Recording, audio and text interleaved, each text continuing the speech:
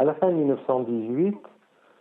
s'ouvre pour la France et pour son armée un théâtre d'opérations surprenantes qui s'étend globalement de la mer Baltique à la mer Noire. Cet espace, qui est couvert par l'exposition, couvre les frontières extérieures de l'Union européenne actuelle. Et force est de constater qu'entre 1918 et 1923, personne ne sera en mesure d'éteindre l'incendie qui a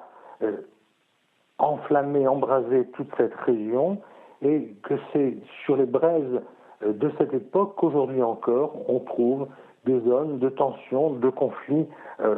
voire de guerre. Lorsqu'on observe donc ce grand espace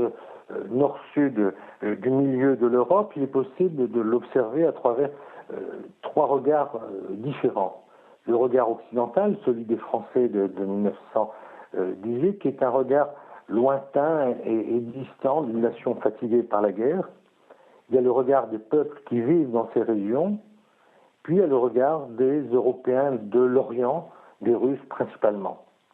Ces trois regards déterminent encore aujourd'hui les perceptions que l'on a de ce qui s'y est passé il y a un siècle et de ce qui s'y passe aujourd'hui. Force est de constater que cet espace est avant tout, en Europe, un espace de transition entre l'Occident et l'Orient de l'Europe. Transition qu'on peut facilement exprimer, l'exemple est connu, par l'évolution des langues latines vers les langues slaves, écrites en latin ou en cyrillique, ou à travers les religions catholiques, protestants, gréco-catholiques, puis orthodoxes.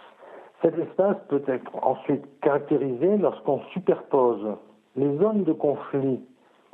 de l'après 1918 et les zones de conflit du XXIe siècle par une forme d'homothétie assez remarquable, avec des États qui s'y forment et qui regardent alternativement vers l'Est ou vers l'Ouest, tout en cherchant à défendre en permanence leur identité propre. Il y a en cela une grande permanence à travers les siècles, puisque si on prend dans l'époque actuelle le fameux groupe de Visegrad qui s'est créé en 1991 entre la Pologne, la République tchèque, la Slovaquie, après la séparation de l'ancienne Tchécoslovaquie, et de la Hongrie, eh bien, il existait déjà un groupe de Visegrad au XIVe siècle, et lorsqu'il s'est recréé, donc au début des années 90, il s'agissait, pour les quatre États concernés, de s'éloigner de l'Union soviétique et de se rapprocher de l'Union européenne. Mais le même groupe de Visegrad, dans les années 2015-2016, a cherché, toujours en défendant son identité propre, à s'éloigner d'une vision occidentale des choses, pour se rapprocher parfois d'une vision orientale sur principalement la question migratoire. On pourrait développer les exemples de façon très nombreuse, puisque lorsqu'on observe l'Ukraine, on a absolument le même phénomène. Lorsque l'Ukraine programme son indépendance après la prise de pouvoir des bolcheviks en Russie, la France reconnaît l'Ukraine, mais aussitôt le gouvernement bolchevique crée un contre-pouvoir communiste à partir de la ville de Kharkov, qui correspond, bon an mal an, aux zones de la guerre actuelle qui ensanglantent l'Ukraine. On pourrait projeter ce même regard sur les évacuations des réfugiés russes de Crimée en 1920 ou sur d'autres événements qui se passent à la même époque au Levant. Pour en dire quoi? Pour en dire qu'à l'époque, parce que la guerre avait trop fatigué les peuples, les nations occidentales n'ont pas été en mesure